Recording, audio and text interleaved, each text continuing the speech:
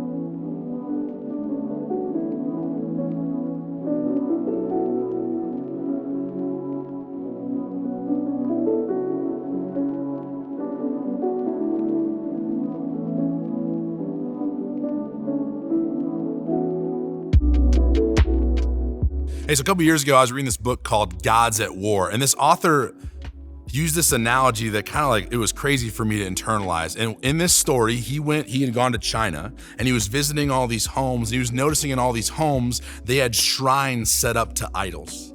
And when we think of the word idol, we think of a Buddha statue or like a tiki pole or something. We think of these things, this big extravagant thing that you stop your world to look at and stare at and contemplate in front of.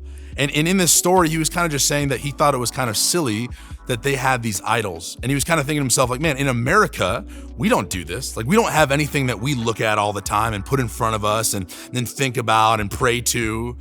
And then it kind of dawned on him, this idea of like, wait, yeah, we do. Like, maybe it's this thing. Maybe this phone that we have is something that takes up all of our time. There's something that we wake up, it's the first thing we look at, it's the last thing we look at before we go to bed. And it's crazy that we put all this value in this machine. And in the terms of Jesus, in the term of the Bible, an idol is something that gets in the way of your pursuit of Jesus. And I think right now you're probably thinking, oh crap, this is gonna be like a throw away your phone message, run into the woods, pull a Ron Swanson, just like get rid of all technology. And the reality is like, that's silly. Like these phones can do so much good. You have access. I'm just thinking about like COVID. My family lives in Michigan. We FaceTime my family every day. Without these phones, that like personal connection isn't there. You have access to all the information you want. How many of you are literally writing papers in high school where you're getting all your information from this phone? Phones have even added a new love language, and it's the love language of like sending someone a TikTok that you thought was funny. I feel like for me, if you don't get TikToks from me, you're probably not my friend. That's how I feel like I show my love to you. Phones can be used for so much good, but as we just kind of talked about, I think most of the time we spend looking at our phone, it's actually not that productive. In Ephesians, it says this, let me pull it up quick. Be careful then how you live, not as unwise, but wise, making the most of every opportunity because the days are evil. Therefore, don't be foolish, but understand what the Lord's will is. Here's my question for us. Are we being wise with the time that we have on our phones? Are we using our phones just for things that are silly and unnecessary? I'm not saying those things are bad, but if those things are taking our time away from things that really matter, could we be using our phones a little more productively?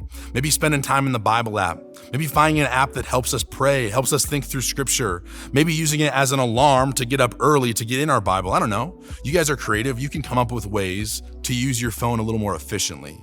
So for the next few minutes, here's what I want. In your groups, talk about this. What percentage of the time that you're on your phone are you using it for something that's productive?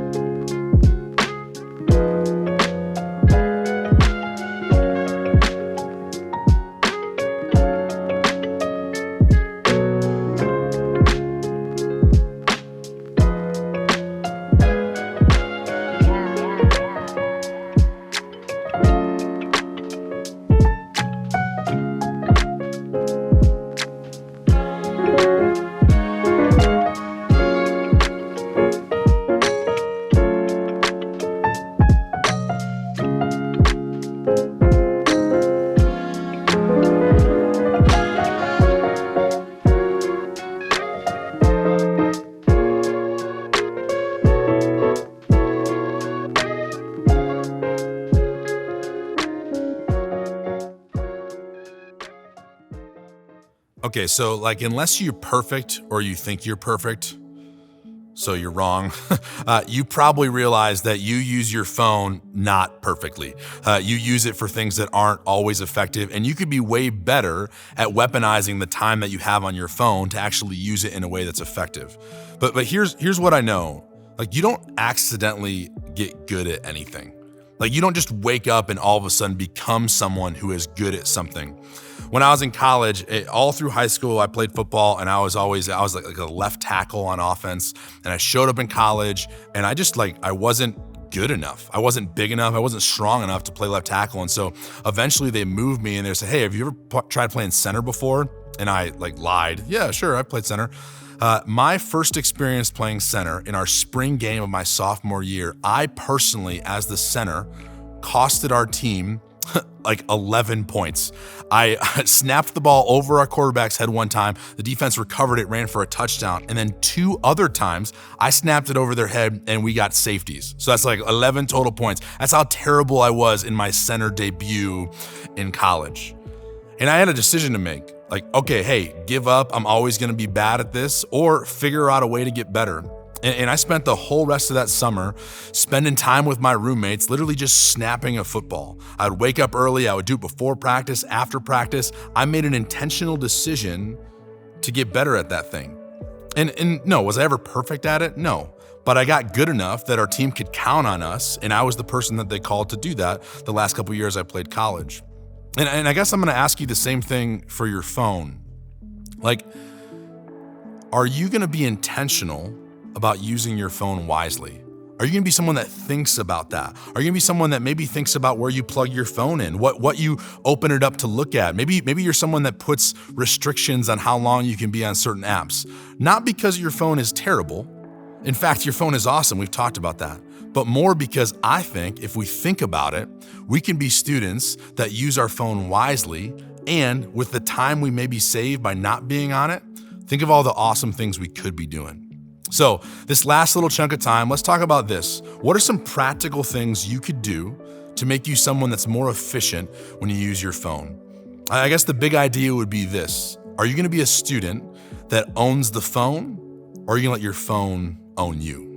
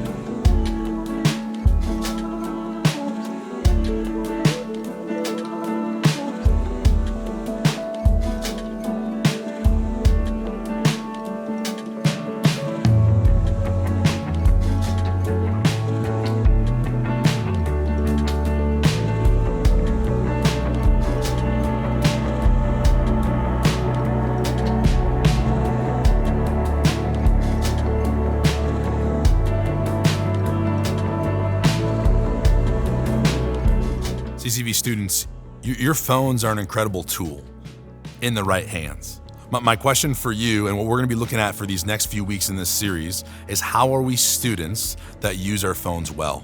I wanna be someone who's a Christ-centered difference maker, and I think that matters in all aspects of our life, and it also matters in the way and the time that we spend on our phones. So let's be students that own our phones and not students that let our phones own us.